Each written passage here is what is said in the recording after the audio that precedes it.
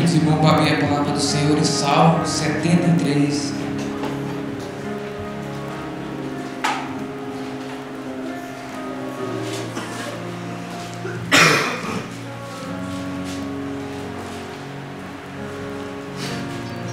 Mais uma noite na presença do Senhor, mais um culto de intercessão, mais uma oportunidade que o Senhor nos dá para estar aqui. É um privilégio, porque numa noite dessa, muitas vezes poderia estar em outro lugar, mas sabemos que somos escolhidos para estar aqui nessa noite. E tem vidas nessa manhã do Brasil, nessa noite aqui do Japão, precisando da nossa oração. Estamos aqui porque Deus nos escolheu para essa missão, né, irmãos? Salmo 73, vamos ler o versículo 1. Verdadeiramente, bom é Deus para com Israel, para com os limpos de coração. Quanto a mim, os meus pés quase desviaram, pouco faltou para que eu escorregasse os meus passos. Até aqui, irmão, podeis assentar. Irmãos, esse salmo, eu lendo ele, falou demais comigo esse salmo. Um dia eu estava conversando com uma pessoa, essa pessoa falou para mim assim: tem pessoas que são tão boas, né? São tão boas, e você não vê essas pessoas passar por tribulação. E ao contrário, a gente vê pessoas boas, pessoas que querem tantas as outras bem, e a gente vê essas pessoas com tanto problema, tanta tribulação.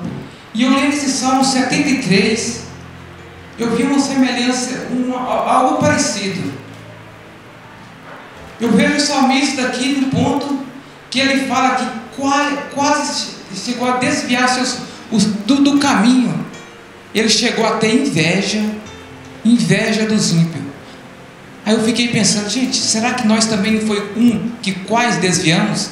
Irmãos, nós foi quase que nos perdemos no caminho da vida. Nós foi quase que poderia não estar aqui. Quantos não poderiam estar aqui e esse não teve essa oportunidade? E o salmista aqui nos fala que ele também foi quase.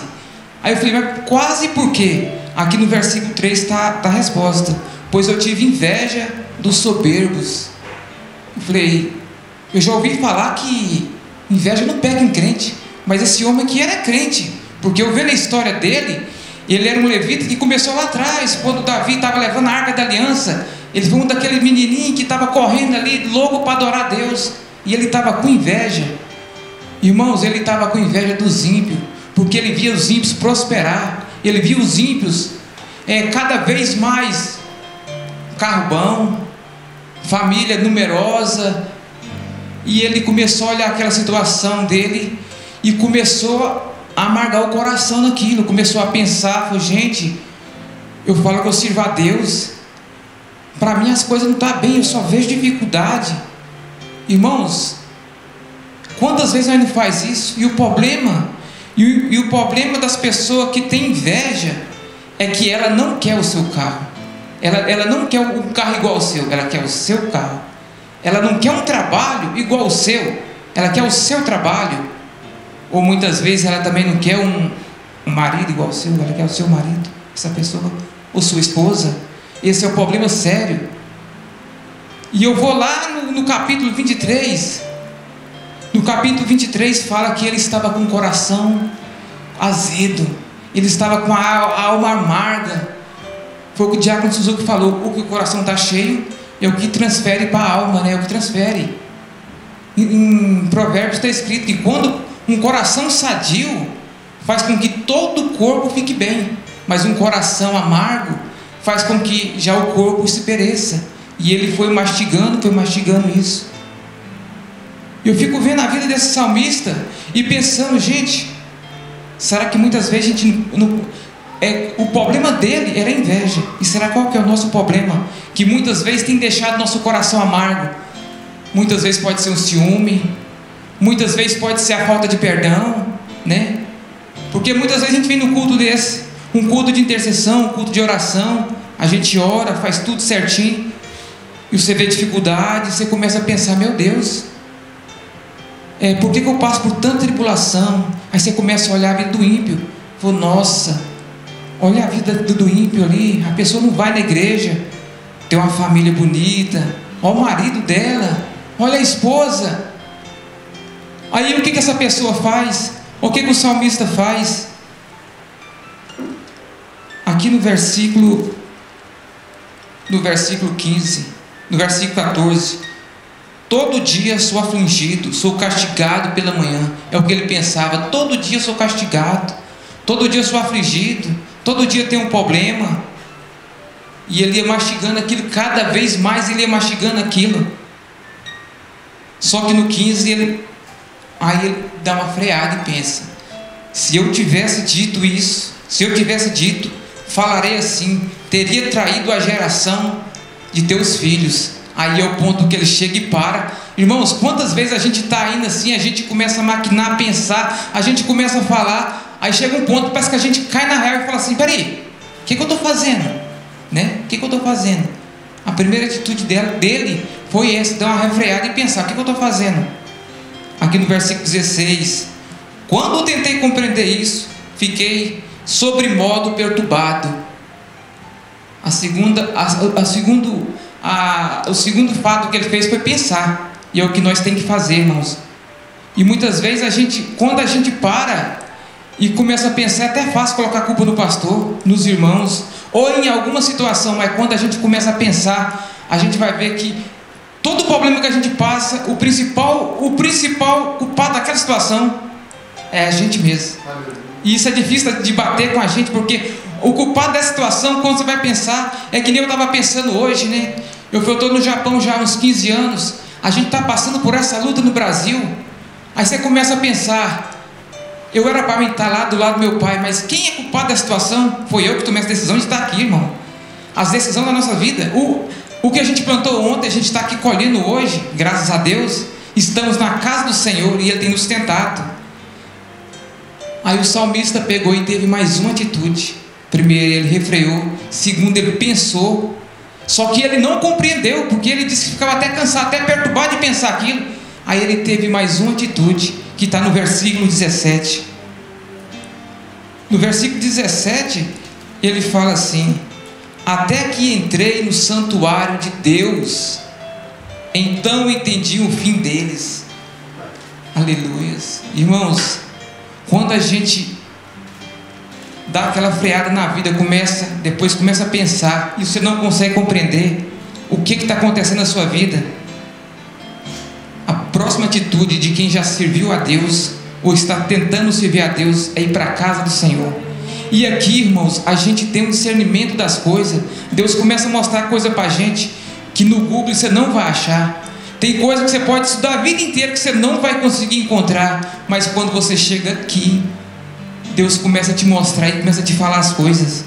Aí muitos falam assim: mas por que eu vou na igreja todo dia e Deus não fala? Porque você não entrou no templo. Porque muitas vezes você está aqui dentro, a cabeça está lá fora.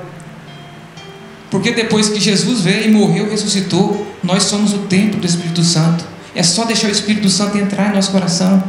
É só nós deixar Jesus Cristo falar, o Espírito Santo falar conosco, né, irmãos? Depois que você entra aí você começa a compreender as coisas de Deus. Aqui no versículo 18: certamente tu pões em lugares escorregadios e os lanças em destruição. Aí ele começou a compreender aonde estava a vitória dos ímpios. A vitória dos ímpios era colocado em lugares escorregadios e em laços de destruição. Irmãos, o que Deus te dá, ninguém te toma. O que o inimigo dá para o ímpio é coisa passageira. Muitas vezes nós só olhamos o aqui. Você dá uma olhada e fala assim: nossa, mas que vida maravilhosa. A gente não sabe como que ele chegou até aquele ponto. A gente não sabe como que ele chegou até conquistar aquilo. Até como ele conseguiu chegar até aquele nível. Só que na palavra de Deus fala que isso é coisa passageira, é coisa que serão puxadas, que serão tomadas.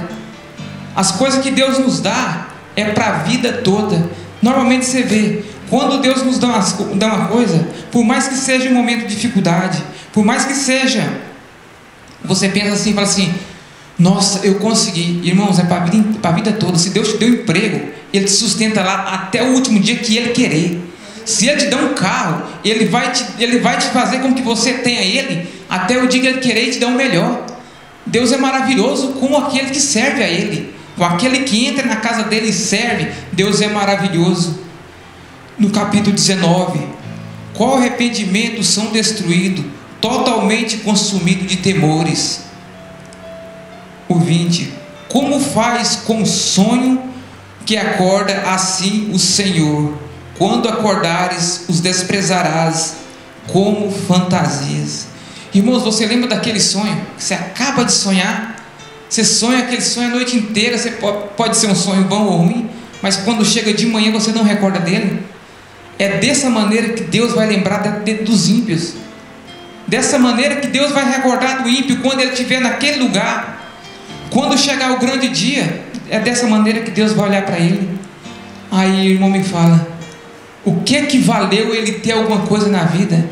O que valeu o passado todo? O que valeu aquilo tudo para ele? Aqui no versículo 22, estava embrutecido e nada sabia, era como um animal perante a ti. Aqui ele fala que tudo aquilo que ele pensava, irmãos, tudo aquilo que ele vinha pensando, tudo aquilo que ele imaginava sobre o ímpio, tudo aquilo que ele tinha inveja, ele via que tudo aquilo que ele pensava deles, ele se tornava como um animal irracional, que não sabia o que acontecia, o que vinha passar naquele momento. Mas depois que ele conheceu, depois que ele veio a se aprofundar nas coisas de Deus, ele viu que verdadeiramente valia a pena servir ao Senhor. Verdadeiramente aqui que estava a verdadeira prosperidade. Aí eu fico vendo como que acontece na vida de um homem de Deus, de uma mulher de Deus, quando ela realmente resolve a entrar nas coisas de Deus. Ele começa a olhar para trás e começa a pensar: a maneira que eu pensava ou agia era como um animal irracional. E muitas vezes ele começa a pensar: como que eu fiz tal coisa? Como que eu vim fazer tantas coisas que não agradavam a Deus? E principalmente que vinha me destruindo. Quantas vezes nós pegamos no nosso decorrer da vida e começamos a pensar? Mas é assim, irmãos, quando a gente está distante da presença do Senhor, a gente não tem a visão de nada das coisas de Deus. A gente só quer fazer o que o inimigo deseja. A gente não tem os olhos abertos para as coisas de Deus. É que nem um animal irracional. Aqui no versículo 23: todavia estou de contínuo contigo, tu me seguras pela minha mão direita. Aí ele entende, irmãos, que por mais que ele tenha problema ou dificuldade, Deus segura ele pela mão direita. Irmãos, eu me sinto assim nesses dias. Tem dia que eu falo para minha esposa: como que eu consigo ficar de pé? Eu acho que eu sou forte. Ela fala: você não é forte. Essa situação que você está passando, você pode ter certeza, é Deus que tem segurado na sua mão, é Deus que tem firmado seus passos. Irmãos, de nós, por muita situação que a gente passa, ou tem passado ou vai passar, muitas vezes a gente até pensa: como que eu tenho passado isso? Tem situação que é Deus que tem segurado nossas mãos, irmãos. Aí das nossas vidas, se não tivesse na presença do Senhor, imagina o que eu tenho passado ultimamente. Se fosse em outro tempo, eu não sei o que seria da minha vida, sinceramente. Mas Deus tem segurado em minhas mãos. E é por isso que eu estou aqui nessa noite, para glorificar, exaltar esse Deus vivo, irmãos.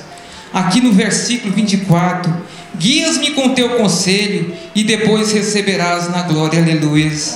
Irmãos, naquele momento que você não sabe o que vai fazer, aquele momento que você não sabe para onde vai, Ele vem e te guia com os conselhos dele. Aleluia. Ele pega e te mostra o que você tem que fazer. Sabe aquele momento que você senta assim, muitas vezes você está sozinho e começa a pensar: gente, e agora? O que eu vou fazer? O que eu devo fazer? Naquele momento você sente o Espírito Santo falando: calma, meu filho, eu estou aqui. Aleluia. Faz assim, faz desse jeito. Irmãos, é maravilhoso sentir a presença do Senhor. É maravilhoso servir esse Deus. E acima de tudo, irmãos, Ele nos receberá lá na glória. Ele receberá nós lá na glória. Aqui no versículo 25: A quem tenho eu no céu senão a ti? E na terra não há quem eu deseje além de ti. Irmão, isso aqui mostra uma dependência. Isso aqui mostra uma pessoa que realmente quer estar na presença do Senhor. A quem tenho eu no céu a não ser a ti? Irmãos, eu quero a Deus, eu quero estar lá com Deus.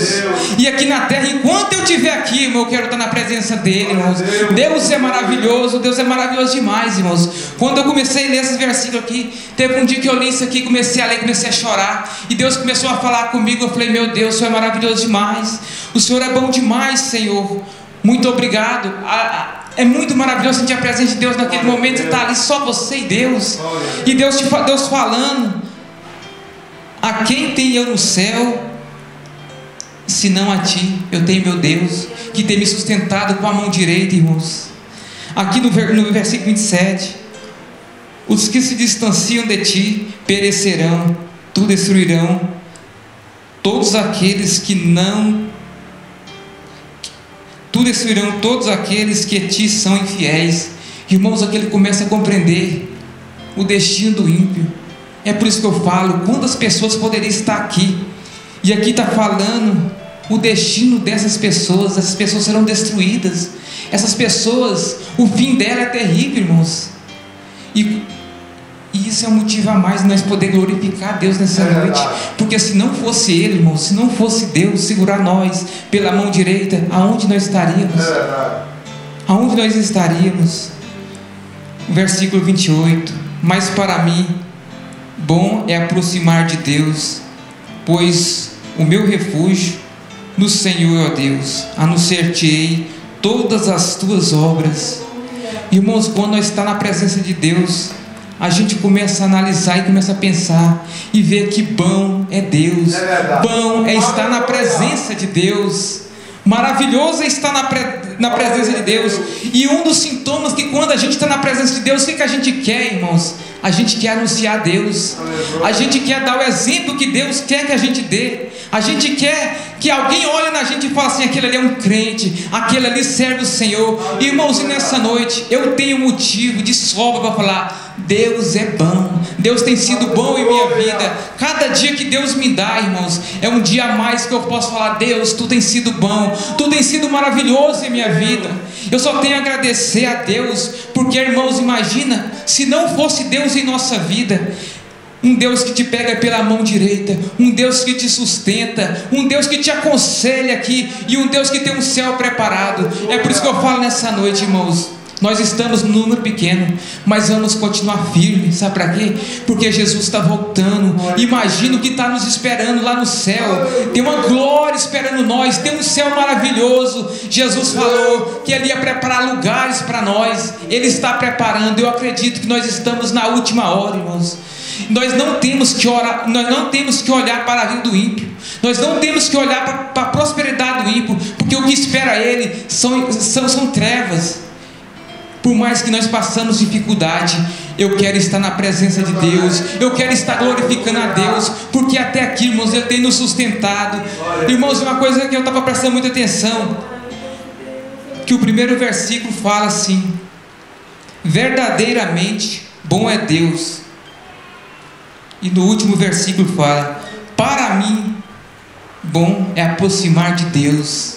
Aleluias. Irmãos, para mim, para a minha vida, bom é Deus. Eu fico imaginando, muitas vezes a gente vem aqui na igreja, a gente começa a testificar das coisas que Deus fez na nossa vida. Irmãos, isso é só coisa que Ele te deu a oportunidade de você ver. Imagina quantos livramentos Deus nos deu e nós nem sabemos que Ele deu. Imagina quantas portas que Ele abriu para nós e nós nem sabemos. O que Ele nos mostrou foi simplesmente para nós testificar e que nossa fé aumentasse. Irmãos, se nós temos passado por lutas, essas lutas são para que nós tenhamos a nossa história. Eu fico olhando a palavra do Senhor aqui, principalmente o apóstolo Paulo. O apóstolo Paulo teve a sua história toda bonita, né?